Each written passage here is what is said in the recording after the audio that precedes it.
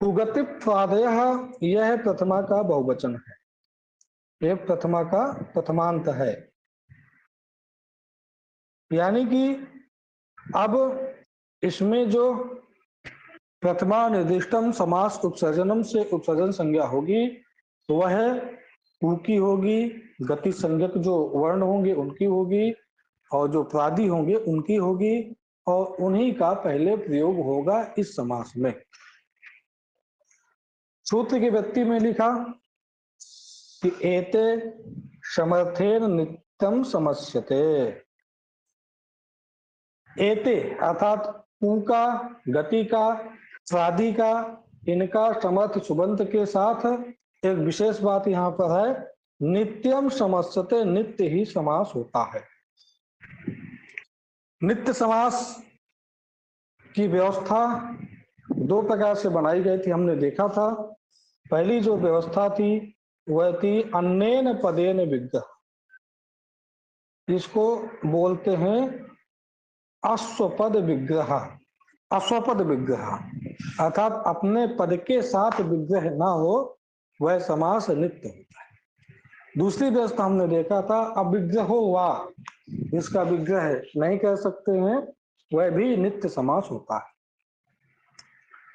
इस समास में भी अन्य पद के साथ विग्रह देखा जाता है, इसलिए अन्य पद के साथ विग्रह जब देखा जाता है यह समास भी नित्य समास है। नित्य समास कहने का मतलब ये होता है कि जो वाक्य होता है उस वाक्य का लोक में आप प्रयोग नहीं कर सकते हैं, वहीं पर नित्य समास होता है। ऐसे कुत्सितः पुरुषः, यहाँ पे कुत्सित शब्द के साथ विग्रह किया गया,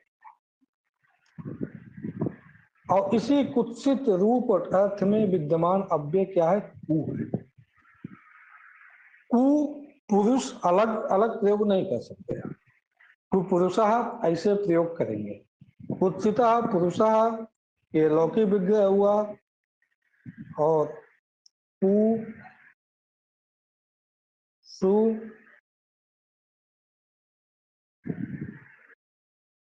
पुरुष प्लस सु यह अलौकिक विग्रह वाक्य हुआ।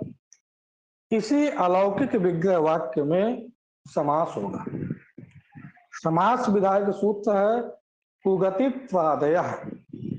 यह सूत्र कहता है कु शब्द के साथ, कु शब्द, गति संज्ञक जो शब्द, प्रादि जो शब्द हैं, इनका जो भी समर्थ सुबंत होगा उसके साथ समास होगा। यहाँ पे कु शब्द है, उस कु शब्द का जो समर्थ सुबंत है ये पुरुष सु, उसके साथ समास हो जाएगा। समासत्वात् तात्पर्य संज्ञा, प्रातिपदिकत्वात् जो विभक्ति है उस विभक्तियों का लोप हो जाएगा। ये सु का भी लोप हो गया और इस सु का, दोनों का लोप हो गया, तो ये बन गया कु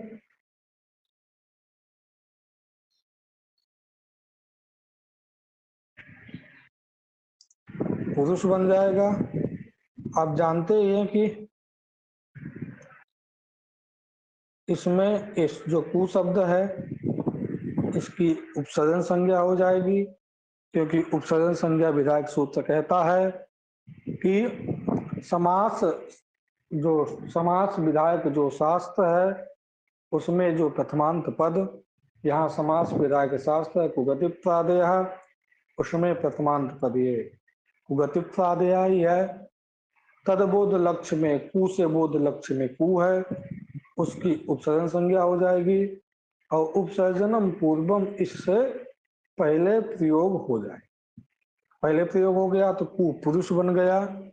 पूर्व में जो प्रातिपदिक संज्ञा हुई थी वही प्रातिपदिक संज्ञा एक देश विकृतम अनन्नवत, इसके माध्यम से पुनः वह प्रातिपदिक संज्ञा आ जाएगी, और उसी प्रातिपदिक संज्ञा को मान करके यहाँ पर सुविभक्ति आएगी और सु का रुक्त विसर्ग हो जाएगा, कुपुरुषः, ऐसा प्रयोग यह सिद्ध हो जाएगा।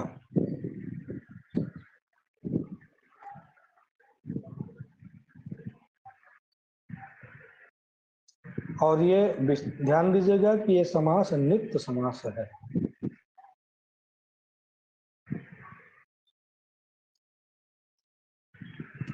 अभी इसमें तो कु पहले से ही पहले है, यानी कि कुत्सित पुरुष का कु है, तो इसमें उपसर्जन संज्ञा का कुछ काम ही नहीं है ना। जब दूसरे अगर पद में देखिए आता आप, है तो वो पहले उपसर्जन संज्ञा से पहले आएगा। अभी तो ये पहले ही था, तो देखिए यदि शास्त्र में ये होता है कि यदि सूत्र की प्रवृत्ति है तो सूत्र आपको लगाना है। यदि सूत्र की प्रवृत्ति होने वाली है तो वहां पे सूत्र को लगाना है। मान लीजिए किसी ने कहा कुत्सिता पुरुषा, पुरुष सु कुसु, और इसमें ये तो नहीं कहा, समास विधायक जो शास्त्र है इसने ये तो नहीं कहा कि कु शब्द पूर्व में हो और समर्थ सुबंत बाद में हो तब समास हो। हम पुरुष शब्द को विग्रह में बाद में रख देंगे, नहीं कु शब्द को विग्रह में बाद में रख देंगे, पुरुष शब्द को पहले रख देंगे। जो लोक में कुत्सिता पुरुषा ऐसा किए, पुरुष सु कुसु ऐसा कर दिए। अब ये कुसु कुगति प्रादया में आया, समर्थ सुबंत हुआ पुरुष, उसके साथ समास हो जाए। क्योंकि समास में सूत्र में कहीं पर भी पूर्व और उत्तर पद का निवेश नहीं है कि पूर्व पद में कु होना चाहिए, उत्तर पद में पुरुष होना चाहिए। इन्होंने कहा कि योग होना चाहिए, योग जो है आगे पीछे भी हो सकता है, इस प्रकार की भी व्यवस्था बन सकती थी। वो सब व्यवस्था अव्यवस्था में न परिवर्तित हो, उसके लिए इन्होंने सूत्र बना दिया है, और उसी सूत्र से आप आगे रखें अथवा पीछे रखें, वो जब समासिक प्रयोग बनेगा तो वही बनेगा। ठीक है, जी जी। क्योंकि एक नियम होता है शास्त्र में, वादी भद्रम न पश्चिम, कि अगर आपका कोई वादी होगा, विरोध करने वाला होगा, तो आपका कल्याण नहीं देखेगा। वो कहेगा कि आपने कहा कु शब्द पहले, इसलिए हमने पहले रख दिया। उसने कहा पुरुष शब्द हम पहले रख देते हैं, पुरुष शब्द को पहले रख दिए। इसलिए उन्होंने एक प्रॉपर नियम बना दिया है, उसी नियम के अनुसार सभी जगह काम चल रहा है। जी जी। ठीक है, पहला जो कुगति प्रादया में 3, उसमें समास का विधान करना है, कु गति और प्रादि। तो कु का तो उदाहरण दे दिया, कुत्सिता पुरुषा कुपुरुषा, ये कु का हो। अब गति, अब गति के लिए गति संज्ञा की आवश्यकता है, तो गति संज्ञा के विधायक सूत्र लिख रहे हैं। ये ध्यान दीजिएगा, परीक्षा में पूछा जाता है, ये जो सूत्र है ये गति संज्ञा का विधान है।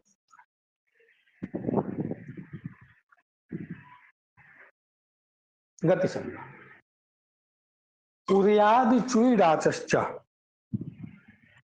ये कहता है उर्यादि चुई डाचश्च, अर्थात उर्यादि, उर्यादि गण में पढ़े गए जो शब्द, और चुई प्रत्यांत जो शब्द, और डाच प्रत्यांत जो शब्द होते हैं, इनका क्रिया के योग में गति संज्ञा होती है। सूत्र ने क्या कहा कि उर्यादि गण में पढ़े गए जो शब्द और च्वी प्रत्यांत जो शब्द और डाच प्रत्यांत जो शब्द होते हैं, उनकी इस सूत्र के द्वारा गति संज्ञा होती है। ठीक है, इसमें जो पहले वाली स्थिति है, उर्यादि गण में पढ़े गए शब्द, वो तो उर्यादि जो गण होगा उस गण में जो जो शब्द पढ़े गए होंगे वो आ जाएंगे। दूसरी स्थिति है च्वी प्रत्यांत। एक च्वी प्रत्यय होता है, उसमें ऐसे प्रयोग बनते हैं, अशुक्लम शुक्लम करोति इति शुक्ली कृत्य, जो शुक्ल नहीं है उसको भी क्या करता है, शुक्ल बनाता है। क्रीभू अस्त योगे संपद्य कर्तरि च्वी, ये सूत्र है। क्रीभू अस्त धातुओं के योग में क्या होता है, च्वी प्रत्यय होता है। डाच प्रत्यय का विधान करने वाला अव्यक्तानुकरणा तो ये तो वराधा वराधा पुनित डाच, इससे डाच प्रत्यय। हमको केवल यहाँ पर ये समझना है कि कौन शब्द च्वी प्रत्यांत है, कौन शब्द डाच प्रत्यांत है। हम ये समझ जाएं कि शब्द को देखकर कि ये च्वी प्रत्यांत है और ये डाच प्रत्यांत है, और उदयादिगण में जो शब्द पढ़े गए हैं वो तो शब्द इसमें आएंगे। देखिए,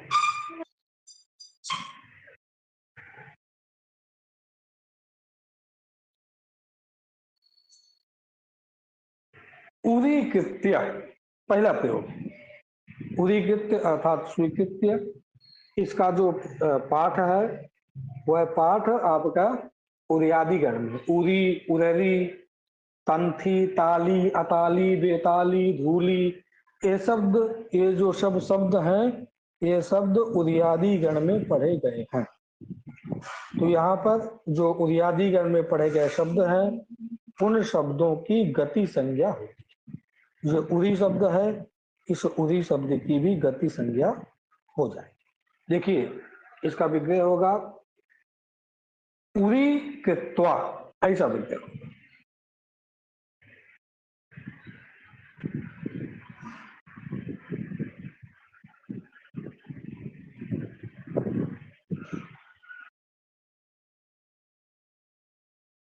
उदीकृत्वा अर्थात स्वीकार करके, उदीकृत अर्थात स्वीकार। यहाँ पे उदी शब्द है, उदी शब्द का उदयादिगण में पाठ है और समर्थ सुबंत आपका पी धातु से अक्त्वा प्रत्यय हुआ, तो ये कृत्वा बना। और उदयादि चुई डाचश्चा, इस सूत्र के द्वारा जो उदी शब्द है इस उदी शब्द की गति संज्ञा हो गई। जहां गति संज्ञा होगी तो कृत्वा के साथ कुगति प्रादय, यह सूत्र समास कर देगा। इसमें आप दोनों में यदि लौकिक विग्रह अलौकिक विग्रह करना चाहते हैं तो दोनों में सु लगा करके अलौकिक विग्रह कर सकते हैं, क्योंकि यह भी कृत्वा भी अव्यय ही होता है। तो अव्यय में शब्द के साधुत्व विधान करने के लिए सु आ जाता है।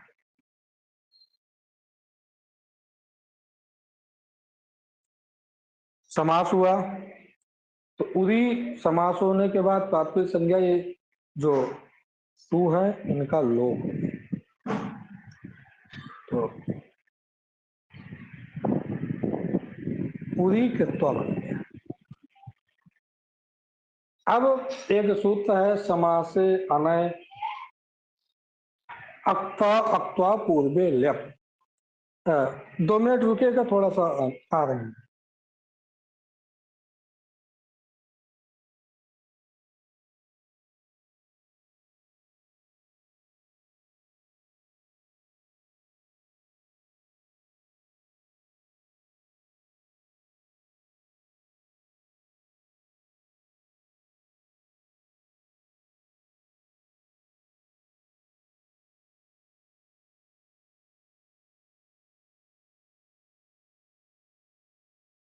हेलो, आवाज आ रही है?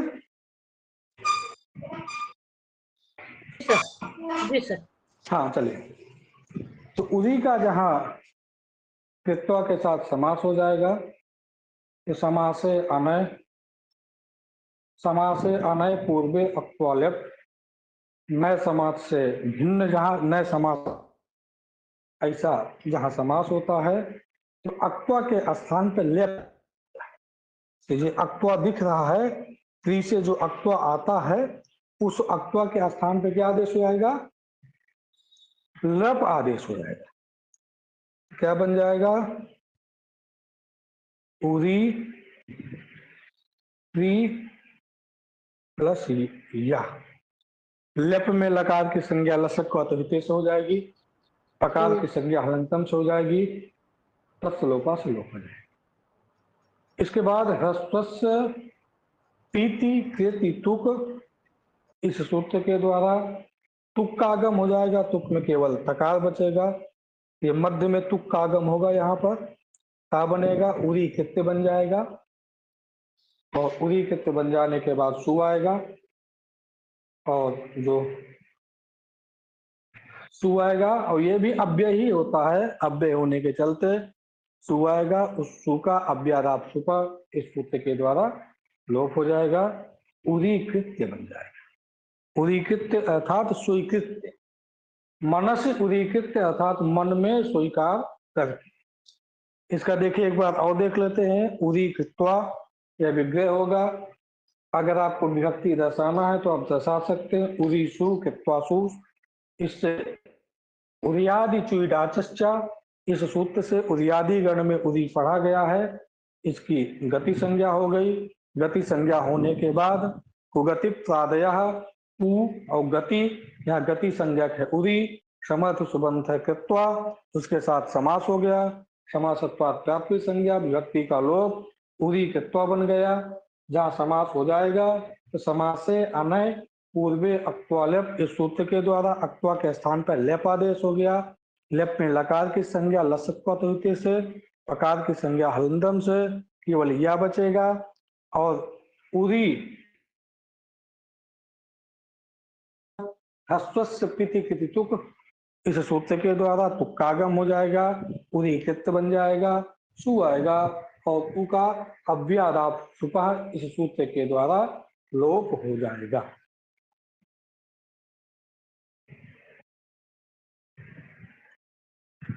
ये फिर पहला यहाँ पर रुत्व नहीं होगा या क्या चीज? रुत्व का आदेश नहीं हुआ क्या? नहीं, यहाँ पर ये उरी कृत्य जो शब्द है यह हाँ। अव्यय है। अव्यय अच्छा। होने से ये उरी कृत्य बना आपका। हाँ हाँ जी। ये अव्यय फिर हमने होने सु से लगाया। नहीं, सु आया, और उ नहीं, सु आया। इस हाँ हाँ सु सु का अव्यादाप सुपह ये सूत्र है। ये अच्छा। कहता है अव्यय से जो सु आता है उसका लोप हो जाता है। हाँ हाँ हाँ हाँ हाँ जी जी जी उरी बराबर। कृत्य अव्यय है, अव्यय से सु आया उसका लोप हो गया तो उरी कृत्य ही रह जाए। जी। किरण में जनता है, ये अब ये सूत्र है, इससे उरी कृत्य की अव्यय संज्ञा हो जाती है।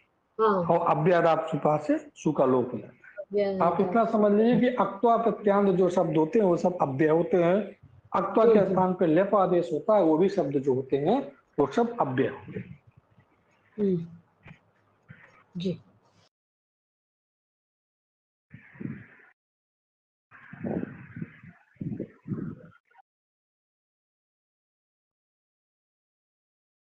चलिए, ये उदयादि गण में पढ़े गए जो शब्द उनमें से इन्होंने एक ही उदाहरण दिया, उरी कृत्य। और भी तमाम उदाहरण बन सकते हैं, लेकिन वो परीक्षा में ज्यादा पूछे नहीं जाएंगे क्योंकि यही उदाहरण ज्यादा प्रसिद्ध है। इसके बाद दूसरा उदाहरण है च्वी प्रत्यांत का, वह है शुक्ली कृत्य।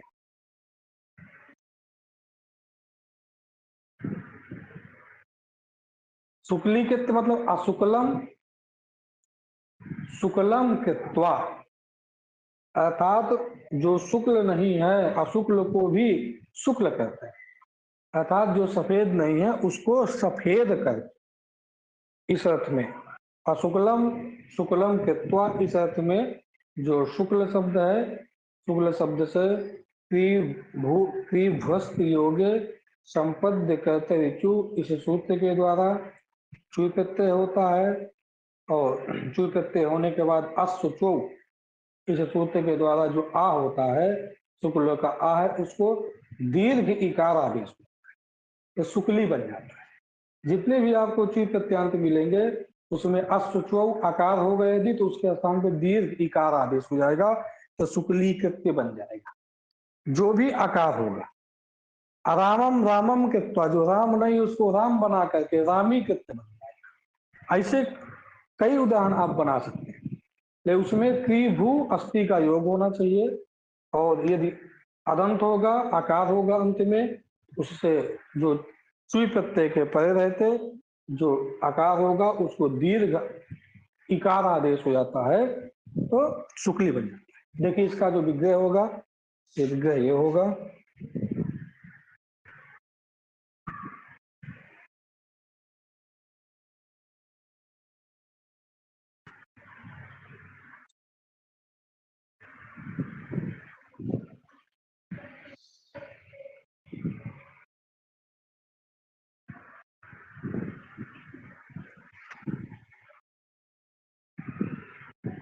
ये आपका लौकिक विग्रह। तो इसमें च्वी प्रत्यय भी दर्शा दिया।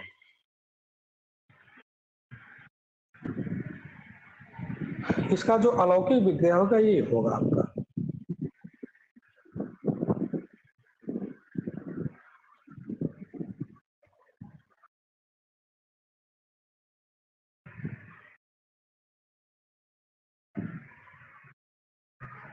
ये हो शुक्ल अम कृत्वा।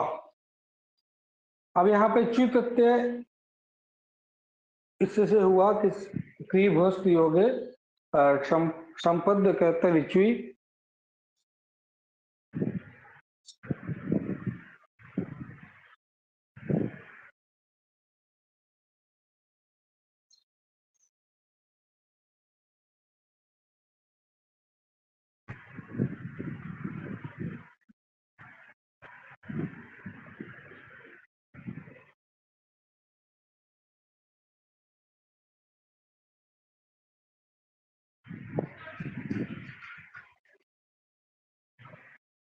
ये होगा ये च्वी प्रत्यांत में चूटू से चकार की संज्ञा और उपदेश से अनुनासिक इत से इकार की संज्ञा हो जाएगा और वेद प्रत्यय से वकार की संज्ञा होकर के संपूर्ण प्रत्यय का लोप हो जाएगा इतना। अब जब च्वी प्रत्यय हो जाएगा तो इतनी जो स्थिति है यहाँ तक तद्धित समासाश्च से प्रातिपदिक संज्ञा, क्योंकि च्वी प्रत्यय तद्धितांत है। जहां प्रातिपदिक संज्ञा होगी तो सुपो धातु प्रातिपदिकयो से जो ये अम दिख रहा है प्रातिपदिक का अवय उसका लोप हो जाएगा और जहां लोप हो जाएगा तो केवल शुक्ल च्वी बन जाएगा।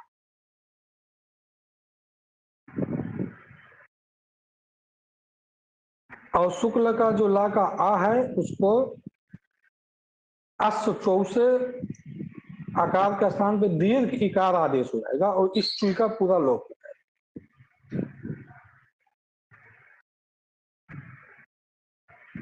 शुक्ली कृत्वा बन गया।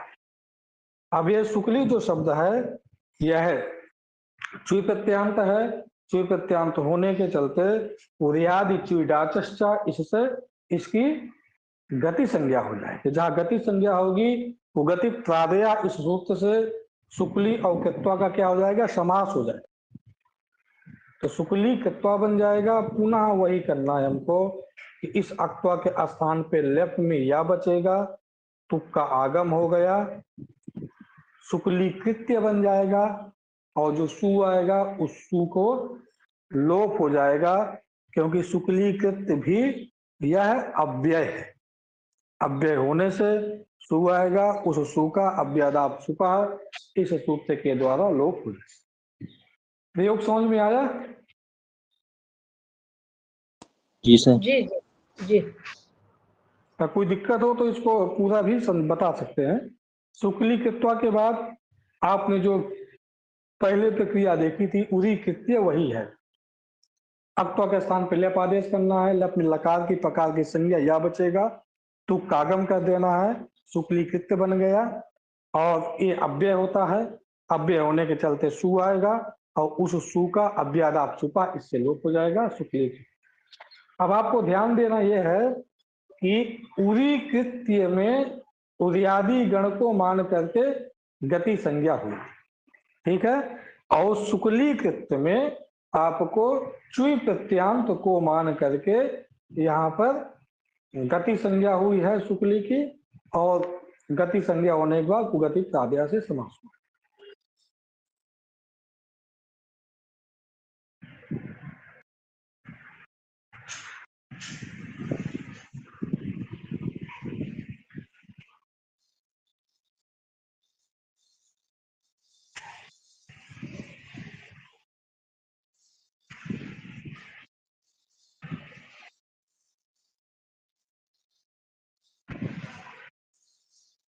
चलिए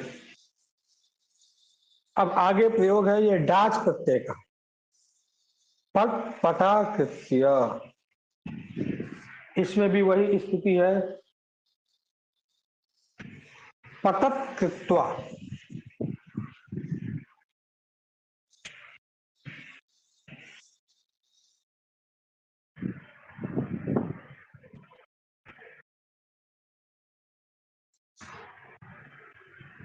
पटत कृत्वा बनेगा। अव्यक्तानुकरणात् ये सूत्र है,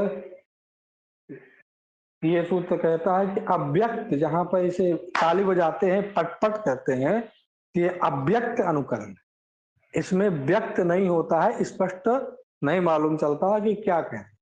जैसे अव्यक्त ढोलक बजता है तो ये भी क्या होता है, अव्यक्त अनुकरण।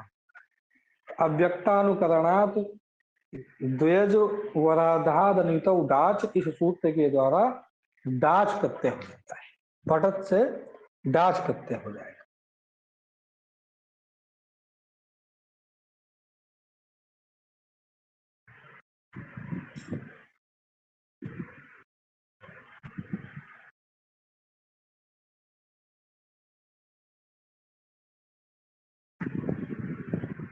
पटक डाच बन जाएगा। एक सूत्र है डाच बहुलम द्वे भवतः, डाच प्रत्यय जहां परे हो तो बाहुल का दुत्व हो जाएगा, इनको दुत्व हो गया पटत को, तो पटत पटत डाच। अब पटत पटत डाच बन जाने के बाद यहाँ पर टी का लोप हो गया,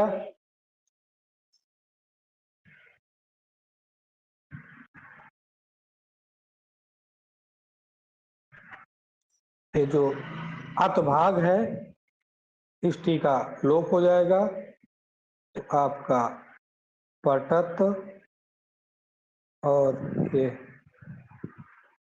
पटा और डाच का डकारी संज्ञा चकारी संज्ञा आ बच जाएगा बड़ा आ, तो पटत पटा बन जाएगा। उसके बाद जो इसका तकार है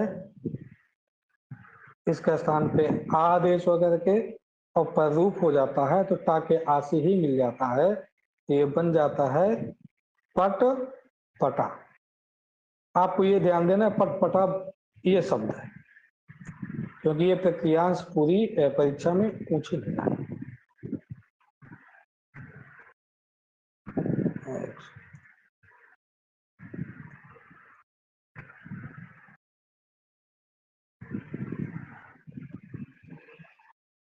पट पटा तत्वा। अब यहाँ पर पुनः वही होगा, पटपटा की उदयादि सुविधाचष्टा से गति संज्ञा हो जाएगी। गति संज्ञा हो जाने के बाद कुगति प्राद्या से समास हो गया। समासत्वात् क्या बन गए ये, पट पटा कृत्वा। पुनः वही स्थिति आ जाएगी कि जो अक्त्वा प्रत्यय है उस अक्त्वा के स्थान पर समास होना है, पूर्व अक्त्वा लेप से अक्त्वा के स्थान पर लेप आदेश हो गया और लकार प्रकार की संज्ञा या बचेगा, तुक्कागम हो गया, पट पटा कृत्य यह प्रयोग। अर्थात पटत इस प्रकार का शब्द करके, पटत इस प्रकार का शब्द करके इसका अर्थ हुआ। इसके बाद अंतिम जो है कुगति प्रादय, उस प्रादि का उदाहरण दे रहे हैं। सुपुरुषः शोभनः पुरुषः सुपुरुषः। यहाँ शोभन इस अर्थ में सुविद्यमान, शोभना पुरुषा ये अलौकिक विग्रह होगा, सु प्लस सु। आपको कई जगह देखेंगे तो विग्रह में ये सु लगा नहीं मिलेगा, तो लगा भी सकते हैं शब्द के साधुत्व के लिए, और नहीं भी लगा है तो उसमें कोई बहुत ज्यादा वो नहीं। तो ये पटाकृत्य का जो ये लौकिक विग्रह क्या होगा? लौकिक विग्रह होगा पटत कृत्वा, ऐसे होगा। अच्छा, पटत कृत्वा, फिर आपको डाच प्रत्यय करना है, डाच प्रत्यय करके द्वित्व कर दीजिए, पटत पटत कृत्वा। उसके बाद टी का लोप, पहले वाला जो ता है उसको आकार करके प्ररूप करना है, तो पट पटा बन जाएगा, फिर आपको इसकी गति संज्ञा होकर के कृत्वा के साथ समास होगा। ठीक है जी सर। आप इस पट पटा कृत्वा ऐसे भी विग्रह कर सकते हैं, क्योंकि यदि हमको दो प्रकार से देखिए विग्रह हुआ करता है। एक होता है कि पूरी साधनिका हम उसमें बताएं, अथवा परिनिष्ठित जो शब्द बन जाता है जिसके साथ हमको समास करना है, उसके साथ भी हम विग्रह वाक्य दर्शा सकते हैं। तो परिनिष्ठित शब्द पट पटा बना, और इसी पट पटा शब्द डास प्रत्यांत है, इसी को हमको गति संज्ञा करके समास करना है।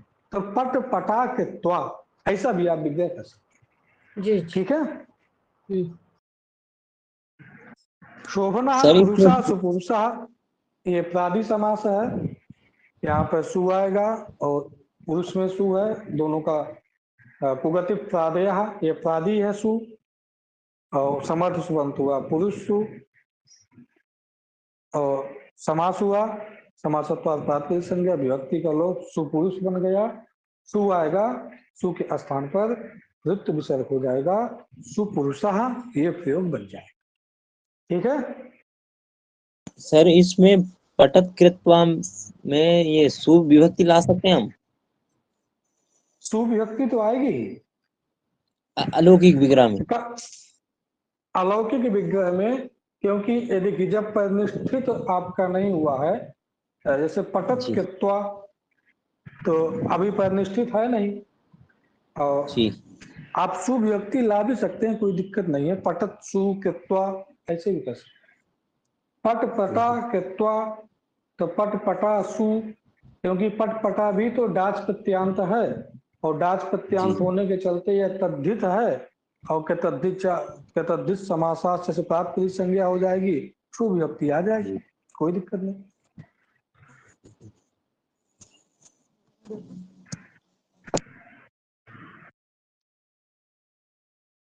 ठीक है, तो आज का पाठ अब यहीं तक रखते हैं।